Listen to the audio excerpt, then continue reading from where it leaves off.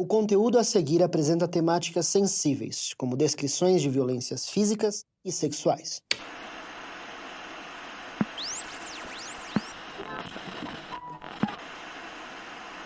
Eu me chamo Daniel Villanova e esse é o terceiro e último episódio de Confissões de um Crime Preto Amaral. No segundo capítulo, nós discutimos o júri simulado que, 85 anos depois do caso, inocentou José Augusto do Amaral. O que a defesa de Amaral buscou demonstrar na época era que a acusação contra ele não só não se sustentava, como era calcada no racismo da polícia, da justiça e da sociedade de 1927. Agora, nós vamos investigar o contexto social em que Amaral foi preso e buscar entender como essa realidade ainda existe. No episódio de hoje, a sociedade. Doutora Paula, se o senhor acredita mesmo na tese da culpa dele, deixe que eu faça a defesa para finalizar o processo. Será melhor para todos nós. Você não acredita que ele seja inocente? Acredita? Dona Maria Baldina, eu acredito que tudo que foi divulgado a respeito dele é uma história muito bem contada, mas que também pode ter uma outra versão. Acredito que alguém tem que defendê-lo para que a justiça prevaleça. Mas ele confessou. Nós conhecemos os métodos que a polícia usa para obter confissões. Um outro corpo foi encontrado no Campo de Marte há uma semana. Você tem informações que nem os jornais têm. Os laudos disseram o quê sobre o tempo do cadáver? Mais ou menos, no máximo 15 dias. O senhor Amaral está preso há um mês. Ele confessou esse crime também, confessou de uma adolescente também encontrada na antiga estrada de São Miguel. Depois descobriram que no período do crime ele estava trabalhando fora do estado, na força pública. Essa nova história também tinha detalhes folhetinescos?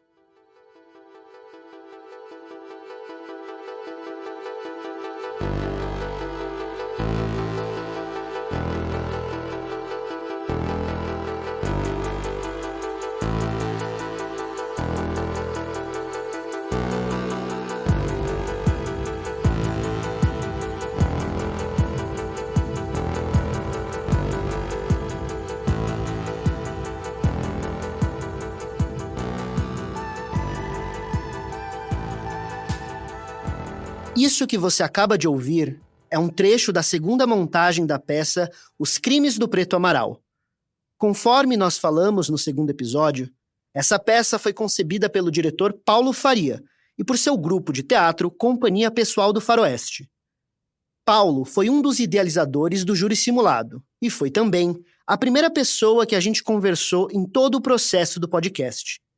Nessa primeira conversa que nós tivemos, uma coisa em específico chamou muito a nossa atenção.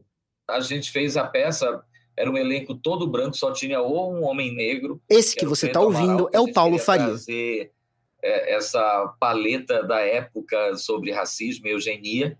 Todo o cenário figurino era branco, com cristais, com lâmpadas bem incandescentes e tal. E era na nossa primeira sede, que era uma espécie de um estúdio, lá na Cleveland. Então, o chão de madeira branco, figura todo mundo branco, e só aquele personagem negro com todo de preto. Então, ele saía de uma porta de ferro no meio do cenário, e era um impacto muito grande. Só havia um homem negro na peça.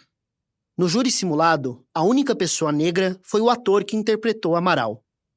Não me entendam errado, o trabalho da peça e do júri foi exemplar. Evidenciar essas injustiças é essencial para a nossa sociedade. E se não fosse por eles, sequer haveria um podcast. Mas é curioso como, quando a gente fala de racismo, é comum não escutarmos vozes negras. Seja porque essas vozes não estão disponíveis, porque elas foram silenciadas, ou porque nós não estamos acostumados a procurá-las. Essa foi uma preocupação do nosso time. Uma das primeiras conversas que nós tivemos foi exatamente sobre isso, tentando entender qual era o nosso papel e qual era o nosso direito nessa história. Eu sou um homem pardo. Em nosso grupo, temos 2 pessoas não brancas contando comigo. E a gente entendeu que o jeito mais justo de contar essa história era ouvindo vozes negras. Por isso, esse episódio buscou ouvir a maior quantidade possível de especialistas negros. Nós citamos isso porque a temática é central no episódio de hoje. Na história do nosso país, pessoas pretas e pardas não foram somente silenciadas, mas sim ativamente perseguidas. Para boa parte da elite brasileira do começo do século XX, embranquecer a sociedade era um plano nacional.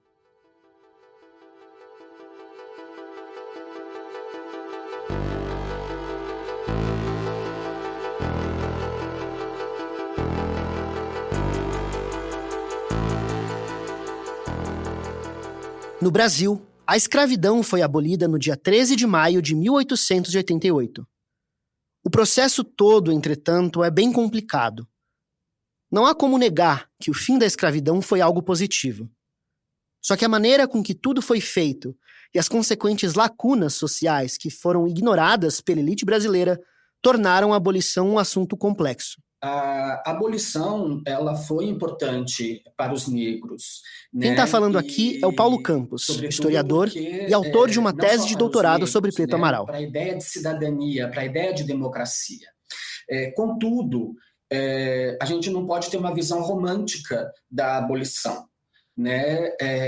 Porque essa cidadania, essa democracia racial, né? Ela não acontece, né? Talvez nem hoje. Essa cidadania, essa democracia, ela foi mera retórica, né? Os negros continuaram excluídos, a imensa maioria alijados dos processos de cidadania, de democracia, de educação, saúde. Os negros até podiam ser livres, mas sem oportunidades de emprego ou condições de se qualificarem, o que restava? Essas foram as condições que levaram Amaral, um homem liberto pela Lei Áurea, a uma vida de bicos e trabalhos informais. Se a gente pegar pela fala dos próprios escritores e militantes... A voz é de Victor Pastore, historiador que pesquisa sobre a mídia alternativa da década de 1920. Que estão excluídos em todos os âmbitos, né? No emprego, na escolaridade, na saúde, que são maltratados na rua pela polícia, que não podem entrar em certos estabelecimentos. Então, eles relatam muitos casos de racismo que barram a entrada deles em vários estabelecimentos comerciais. Eles são geralmente negados a trabalhar no balcão de lojas, por exemplo, porque é um serviço em que você fica visível. A verdade é que pouca coisa foi feita para integrar o negro na sociedade e melhorar a situação que se era vivida na escravidão. Juridicamente, pretos e pardos eram considerados cidadãos. Mas no dia a dia, as coisas não funcionavam assim. Na prática, no território inteiro do Brasil, eles iam ser vistos e tratados como cidadãos de segunda classe, né?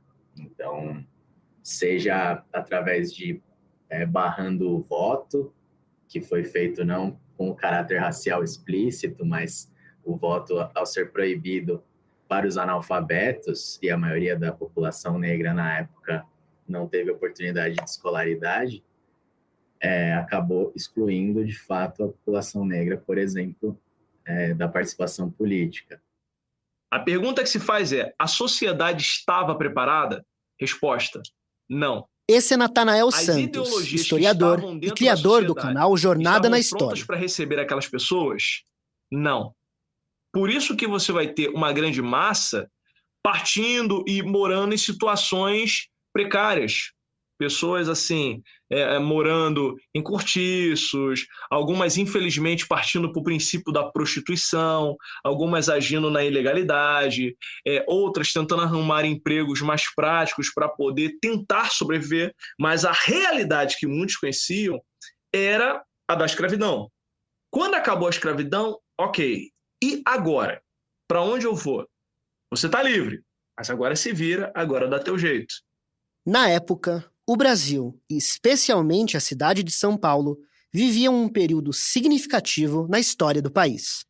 Com o fim da escravidão e, consequentemente, o fim da mão de obra escrava, o país buscou na imigração um plano para o seu futuro. Ofertando boas condições de trabalho, o Brasil buscava a mão de obra para o seu desenvolvimento. A mão de obra, no entanto, tinha um perfil bem específico: europeus brancos. Então, a abolição ela não tem como ser pensada em separado do projeto de imigração, que além de garantir mão de obra, muita mão de obra excedente, né, para os fazendeiros de café, ela também é um artifício da intelectualidade da época branca, para trazer o progresso para o país, né? Porque o progresso era visto através da lente do embranquecimento. Então, o Brasil só seria um país que daria certo se ele embranquecesse. Além de embranquecer a população, o processo de imigração ainda excluía pretos e pardos do mercado de trabalho. O plano eugenista era simples: transformar a população brasileira em uma população branca. Como comenta Juarez Xavier, professor do curso de jornalismo da Unesp de Bauru e militante do movimento negro. Quero insistir nessa tese que eu tenho discutido. É o período mais duro para a população negra, mais duro, entre 1870 e 1930, que se advogava abertamente pelos meios de comunicação a extinção da população negra, a extinção física e cultural da população negra. A imigração era só uma etapa do processo. Mais do que trazer pessoas brancas, a ideia era garantir que pessoas negras deixassem de existir. Nesse período, há uma decisão de uma política do Estado no Brasil de promover o encarceramento em massa da população negra, estimular a imigração, criar um mecanismo de eugenia, de substituição da população e, como dizia João Batista de Lacerda, criar condições para que a população negra fosse extinta em 100 anos no Brasil. Alguns operadores do Estado brasileiro acreditavam que o encarceramento de homens negros faria com que mulheres negras ficassem disponíveis aos imigrantes brancos que chegavam no Brasil. Assim, pouco a pouco, a população nacional iria se miscigenar e se tornar mais e mais branca. A prisão era uma etapa essencial nesse plano. Ela se tornou uma espécie de continuação da escravidão. Corpos pretos e pardos eram jogados nas cadeias do país. E a esperança de parte da elite era que lá ficassem.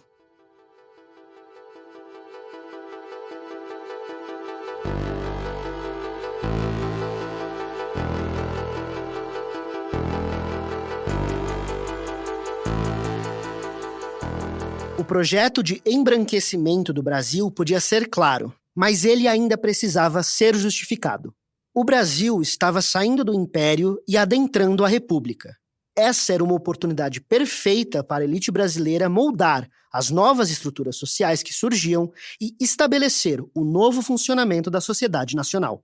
Assim, a polícia, a justiça, a imprensa e a ciência foram utilizadas para justificar os ideais eugenistas que circulavam entre a elite. Havia uma intencionalidade nesse diálogo entre o jornal, entre a polícia, a delegacia, a medicina, o direito. De novo, Paulo Campos. Então, veja, tudo isso está num grande arranjo que, de acordo com Michel Foucault, a gente pensa como dispositivos de poder, né? Qual é a intencionalidade disso?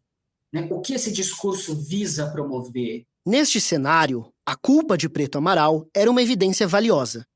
O assassinato das 3 vítimas, realizado de maneira brutal e animalesca, provavam a degeneração de Amaral. Porque a sua morte foi como se todo esse discurso que foi promovido por essas instâncias que estavam sendo construídas nesse bojo dissessem: nós estamos corretos.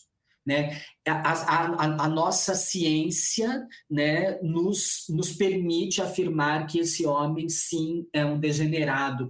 Ou seja, não misture a raça, não mantenha contato, porque se manter contato degenera o quê? A raça superior. Qual? Branca. A questão é que a lógica científica utilizada era enviesada, conforme a gente já comentou no primeiro episódio. As ideias positivistas de Cesare Lombroso eram racistas, mas foram a base da criminologia do começo do século XX. É o que afirma Lucas Ed, investigador da Polícia Civil de Minas Gerais e doutorando em psicologia social. Ele pegou um recorte a posteriori, um recorte populacional específico, e a partir dele criou uma regra geral, que não faz sentido, mas que casava completamente com os pré-conceitos que ele já trazia, e que a sociedade europeia trazia já há muito tempo. No Brasil pré-republicano, essa lógica fazia total sentido. Ela separava cidadãos, os brancos, de não cidadãos, os não brancos. Então, o que eu quero demonstrar é que nesse período pré-republicano, a bondade do branco é questionável.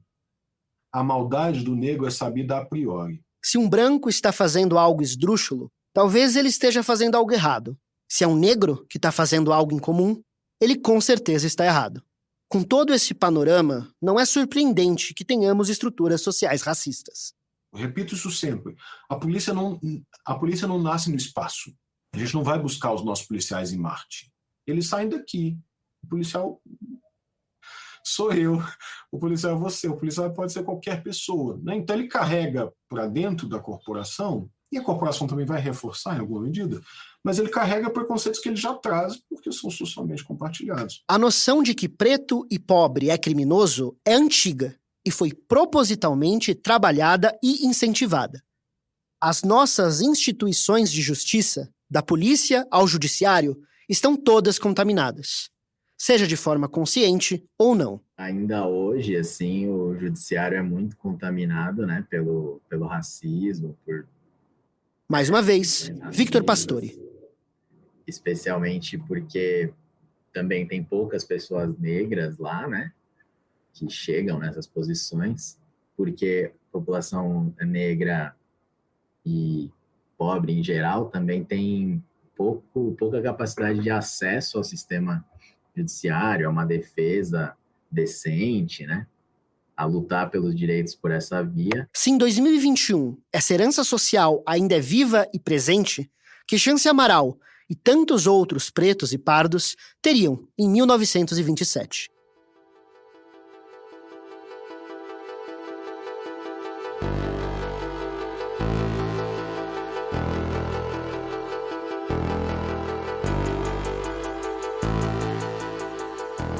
No começo dessa série, nós buscamos explicar os motivos pelos quais essa história nos interessou. E uma das principais motivações foi o papel da imprensa em todo esse caso. O sensacionalismo, infelizmente, é um fator comum no jornalismo investigativo. E, muitas vezes, ele é utilizado como forma de normalizar algumas ideias e comportamentos. Se as estruturas sociais da República Brasileira foram fundadas com vieses racistas, a imprensa também teve o seu papel a cumprir. Tinha um jornalismo, uma mídia encapsulada pelo racismo científico, profundamente encapsulada pelo racismo científico. Neste período que vai de 1870 a 1930, essa é a tônica da mídia.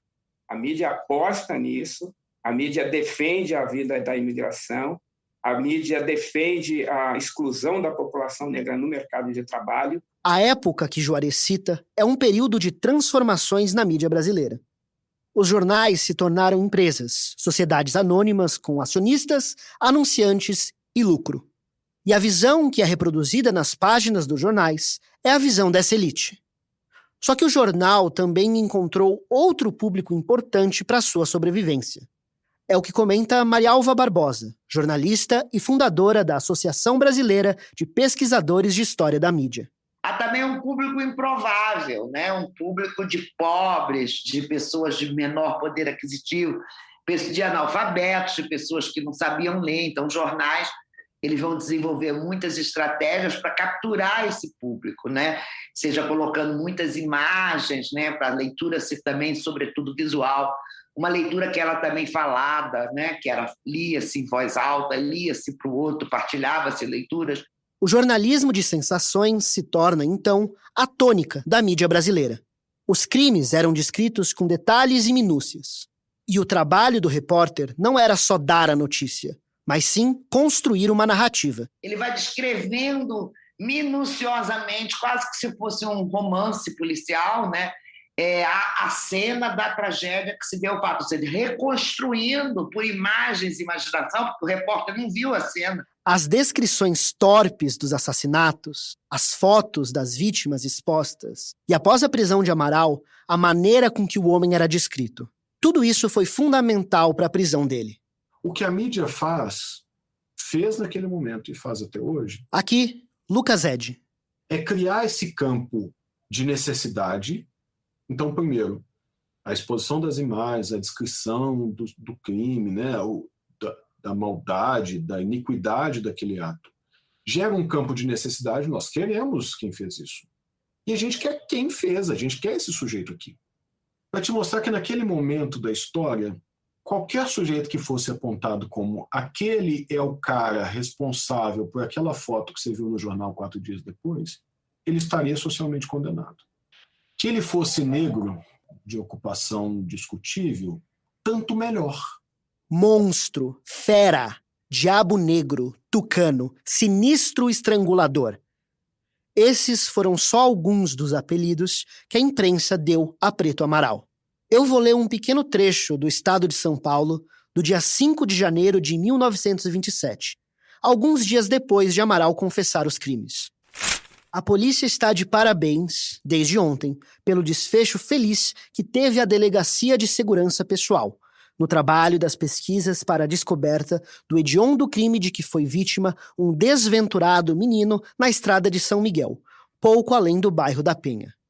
Para o êxito dessas diligências, vale contribuir com uma boa parcela de auxílio à larga publicidade e à repercussão dolorosa que o caso despertou, chegando mesmo a provocar o clamor público. Uma mídia encapsulada por esse racismo... Quem fala é Juarez. Se tivesse feito uma cobertura baseada nas evidências, no contexto, na construção do fato jornalístico como nós conhecemos hoje, muito provavelmente teria tido um desfecho diferente, talvez na linha que foi apontada por esse júri simulado alguns anos depois, como você mencionou anteriormente.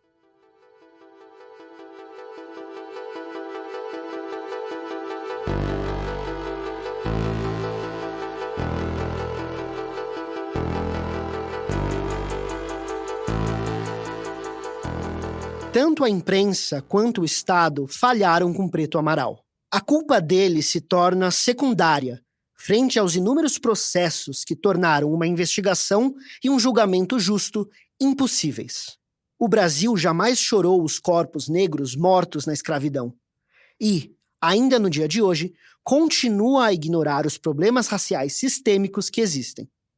Da polícia ao judiciário, da medicina à imprensa. Todos têm sua parcela de culpa. A ideia desse podcast é, acima de tudo, convidar para uma reflexão. Há como falar em justiça no Brasil? É uma resposta difícil, da qual nenhum de nós desse grupo tem a resposta.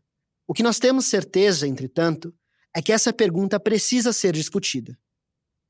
Só iremos superar essa marca em nossa história se formos honestos uns com os outros e encararmos, de frente, os horrores que por muito tempo foram silenciados.